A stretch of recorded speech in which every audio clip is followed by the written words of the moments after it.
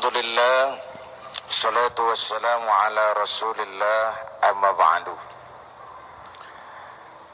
Jamaah yang saya cintai, hari kedua Ramadan ini kita akan bicara tentang puasa membangun kelembutan hati.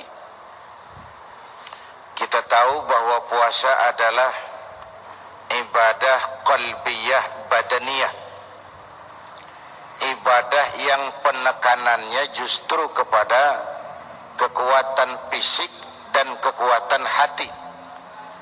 Harta tidak terlalu dominan untuk ibadah puasa ini. Penekanannya justru kekuatan fisik dan kemantapan hati. Lalu ia disebut juga sebagai ibadah syariah, ibadah yang abstrak. Karena ia ibadah yang abstrak, maka yang dipanggil melaksanakannya juga yang paling abstrak, yaitu iman. Dan tempat iman itu tidak lain adalah hati kita. Oleh karenanya, dalam berbagai aspek yang ditimbulkan oleh pelaksanaan ibadah puasa ini, kita melihat bagaimana ia membangun kelembutan hati. Pertama, puasa itu melahirkan sifat jujur dan disiplin. Ini yang paling fundamental saya kira. Karena apa? Karena kita bukan saja memerlukan orang-orang cerdas, tapi juga orang-orang jujur untuk membangun negeri ini. Nah, coba Ramadan tengah hari kita sholat zuhur. Sebelum sholat kita tentu berwudu. Waktu berwudu kita akan berkemur. Umpama waktu berkemur itu kita korupsi, sedikit saja airnya kita minum, saya yakin jangankan KPK, teman wudu sebelah pun tidak akan tahu betul itu. Walau berkemur kita korupsi. Kenapa kita tidak mau melakukannya? Ini merasakan kehadiran Allah dekat dalam hidup. Itu sumber daya kontrol yang paling efektif, dan itulah pusatnya kelembutan hati. Karena kata Imam Ghazali, hati itu danau. Seluruh anggota panca indera adalah sungai-sungai yang bermuara ke danau tadi. Kalau danaunya jernih, maka air yang mengalir ke seluruh sungai akan jernih juga. Artinya kalau hati ini bersih, maka tangan akan melakukan yang bersih, kaki akan berjalan ke tempat yang bersih, mata akan memandang yang bersih, telinga akan mendengar yang bersih. Kalau danaunya jernih, seluruh anak sungai yang bermuara ke danau tadi hanya akan mengalirkan sungai-sungai yang bersih saja. Kelembutan menimbulkan kejujuran. Karena apa? Merasakan kehadiran Allah dekat-dekat dalam hidup. Yang kedua, kelembutan menimbulkan kesabaran. Coba, dalam keadaan panas, lapar, haus, orang itu peka. Sedikit tersinggung, temperamen naik. Di situ diajarkan kita, as-siyamu junnatun, fa idza kana yaumus siyami ahadikum fala yarfus wala yafsuk. Wa in sabahu ahadun aw qatalahu falyakul inni shaim, inni shaim. Puasa adalah dinding, benteng. Apabila salah seorang kamu tengah berpuasa, janganlah berkata kotor dan berlaku kasar. Kalau ada orang mencaci maki dia atau mengajak dia berkelahi, hendaknya dia berkata, maaf, saya sedang puasa. Maaf, saya sedang puasa.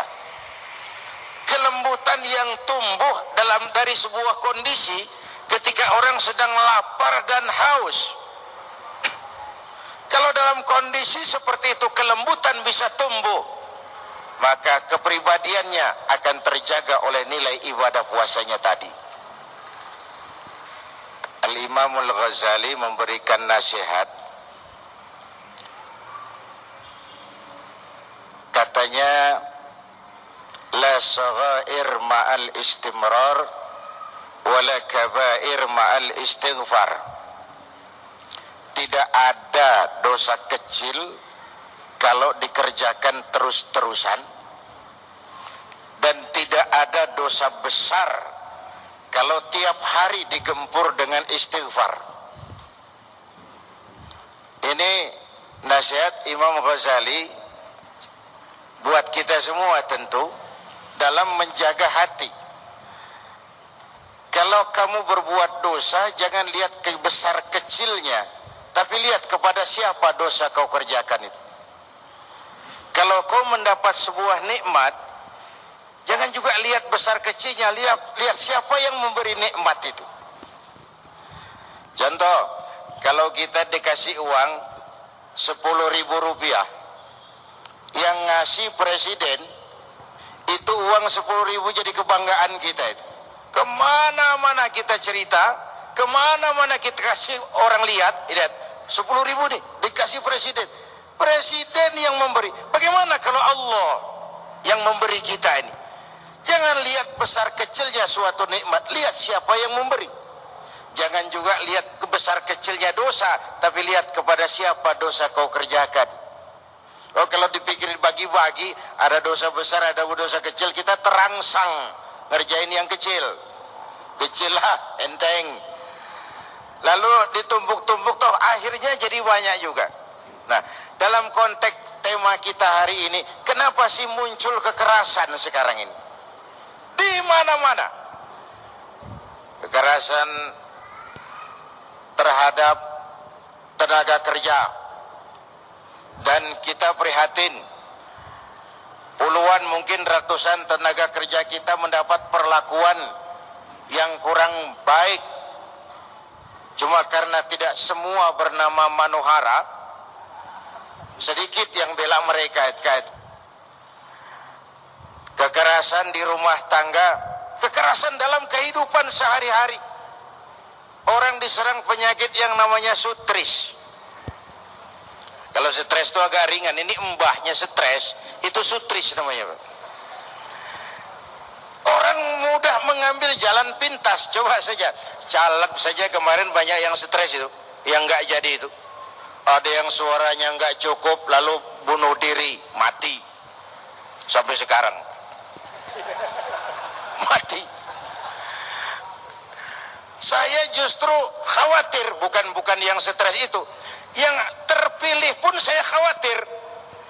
Saya khawatir kalau 60% anggota DPR yang baru nanti adalah para pencari kerja. Saya takut begitu dilantik itu nanti baca doanya, Allahumma lakasumtu. Doa buka puasa. Bayangkan itu, orang buka puasa semuanya mau dimakan itu. Mudah-mudahan itu cuma kekhawatiran kita saja. Tapi yang saya maksud, kekerasan itu merata. Orang lalu mencari jalan pintas karena tekanan hidup, persaingan yang semakin tajam, dan gaya hidup yang dibentuk oleh tayangan-tayangan yang tidak mendidik. Hadirin, orang lalu masing-masing mencari tempat bersandar yang dia merasa aman. Tambah runyamlah akibatnya. Kita lihat sekarang nih, kiai sama dukun agak tipis bedanya sekarang. Dukun pada beriklan sekarang ini. Orang masing-masing mencari tempat bersandar yang dia merasa aman. Pastilah kalau saya bersandar ke tiang, tiangnya roboh, saya jatuh. Saya bersandar kepada orang kaya, dia jatuh miskin, saya selesai. Saya bersandar kepada jenderal, dia pensiun, saya tamat. Tetapi kalau kita bersandar kepada Allah, itulah sumber kekuatan. Karena itu, persaingan hidup yang semakin tajam, tensi ekonomi yang semakin tinggi, gaji baru akan naik, tapi harga sudah naik. Itu bisa menimbulkan berbagai macam stres yang menimbulkan kekerasan. Nah, puasa memberikan solusinya. Sabar ketika lapar dan haus. Karena orang kalau perutnya kenyang, duitnya banyak, itu bisa sabar. perutnya kenyang, duitnya banyak, dikeplak pun senyum dia, sabar. Tapi kalau sudah lapar, haus, duit nggak punya, itu peka. Sedikit tersinggung, orang temperamennya naik. Dikala itu turun perintah, sabar. Begini yang saya maksud. Kalau orang kayak saya teriak, berantas korupsi, ganyang korupsi, itu bukan hal yang istimewa. Kenapa? Karena saya memang tidak punya kesempatan. Apa istimewanya? Jihad itu justru kalau ada kesempatan korupsi tapi tidak korupsi, wah itu yang jihad itu. Manusia disebut makhluk pejuang karena dia bisa tidak salah walaupun banyak peluang dia salah.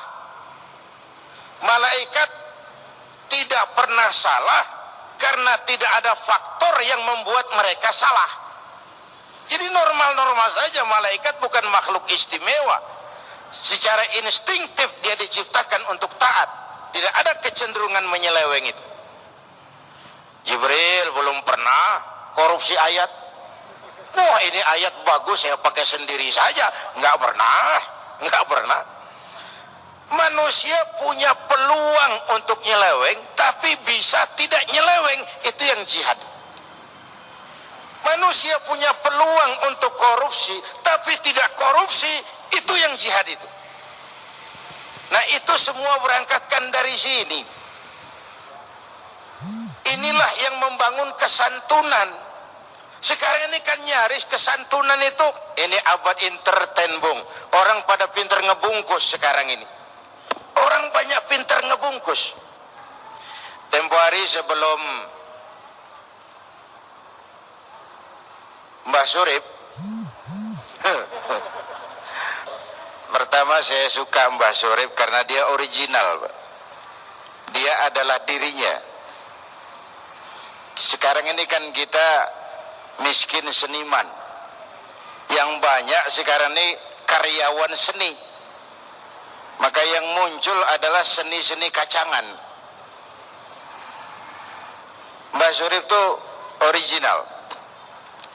Tapi yang saya maksud adalah bahwa sebelum ku gendong itu tak gendong itu booming, ada lagu yang mirip-mirip seperti itu yang saya kaitkan dengan tema kita ini, Aribowo. Lagunya dipopulerkan oleh Gomblok tentang madu di tangan kananmu, racun di tangan kirimu. Saya melihat ini sebagai sebuah potret ketika kita memasuki abad entertain dan hidup harus memilih. Saya tadi katakan puasa membangun kelembutan hati, kelembutan melahirkan kesantunan. Kesantunan ini direfleksikan oleh seluruh anggota badan, bukan sekedar dekorasi, bukan sekedar sebuah pencitraan, tapi karakter pribadi. Kalau madu di tangan kanan, racun di tangan kiri, kondisi di mana memilih tidak sukar. Alamat jelas, madu di kanan, racun di kiri. Masa ambil yang di kiri? Goblok amat. Si amat aja nggak goblok. Entertain bisa membolak-balik loh. Sehingga madu di mana, racun di mana tidak jelas. Lebih celaka kadang-kadang banyak racun bermerek madu. Sementara masyarakat kita kan sekarang masyarakat kutil, kurang teliti, cepat heran, gampang kagum. Masyarakat mall, coba asal ada mall baru, ramai-ramai dia berangkat ke sana. Sebelah sini buka, ramai-ramai dia ke sini. Enggak belanja, adem soalnya Ustaz. Numpang heran doang. Numpang heran. Coba zaman kita nih, saya heran kalau ada nabi baru ada aja yang ikut itu. Kalau ada aliran aneh, ada aja yang masuk itu. Heran itu. Masyarakatnya sedang kutil, kurang teliti. Cepat heran, gampang kagum, mudah terjebak entertain. Gampang terbuai oleh polesan. Sementara puasa membangun jati diri yang hakiki, kesantunan yang berangkat dari hati. Bukan untuk tujuan membangun pencitraan, tapi membangun karakter. Membangun karakter. Saya punya cerita pendek. Satu hari terjadi tabrakan di jalan, keras sekali. Wah, korban jatuh berlumur darah. Digerubungi wartawan banyak. Datang wartawan, digerubungi orang banyak sekali korban itu. Datang wartawan, mau ambil gambar dari dekat sulit. Banyak sekali orang ngerubung. Cari akal ini wartawan. Tolong saya dikasih jalan ke dekat korban. Orang menoleh semua. Saudara siapa? Saya bapaknya korban katanya. Dia ngaku bapaknya korban. Orang minggir semua. Orang minggir semua, dia maju ke depan. Sampai di depan korban, pucat mukanya itu wartawan. Kenapa rupanya? Yang ketabrak anak monyet. Oh, dia sudah kadang ngaku bapaknya korban. Ini potret kecil dari sebuah pembangun ketidaktelitian. Sementara kitanya ini ya kutil itu tadi, kurang teliti. Jadi kalau belum kenal benar lah, jangan cepat-cepat memberikan legitimasi, maksud saya itu.